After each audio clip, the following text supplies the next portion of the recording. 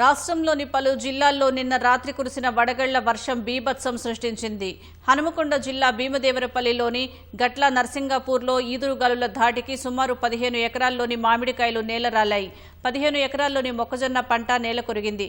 మెదక్ జిల్లాలోని హవేలీ గన్పూర్ మండలంలోని పలు గ్రామాల్లో వరి పంటలకు పూర్తి నష్టం వాటిల్లింది. వర్షానికి వడ్లు మొత్తం నేలపాలయ్యాయని అన్నదాతలు ఆవేదన వ్యక్తం చేశారు. నష్టపోయిన తమను రాష్ట్ర ప్రభుత్వం ఆదుకోవాలని విజ్ఞప్తి చేస్తున్నారు.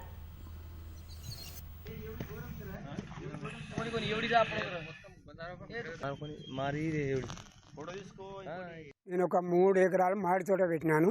దానికి 80,000 దాకా పెట్టుబడి పెట్టినాను. పోతే నైటు గాలి ద్వారా వల్ల కాయ మొత్తం కుప్పబడ్డది, కింద పడిపోయింది. ఒక 2 లక్షలు 3 లక్షల దాకా నష్టమైంది.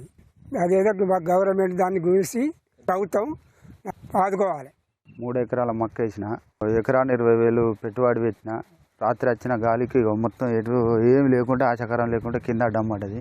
మొత్తం ఏం లేదు, చూస్తే కింద మొత్తం అడ్డం పడ్డది. 1,80,000 2 లక్షలు వచ్చేది. అట్లాంటిది ఇప్పుడు ఏం లేదు. ఈ చేతికి రాకుండా ఇక పాలు కూడా వేయలే మక్క. రాత్రి గాడుపుకు మొత్తం అడ్డం పడ్డది. దయచేసి అధికారులు మా చేను చూసి ఈ నష్టపరిహారం గట్టిగా కలిసిందిగా కోరుచున్నాం.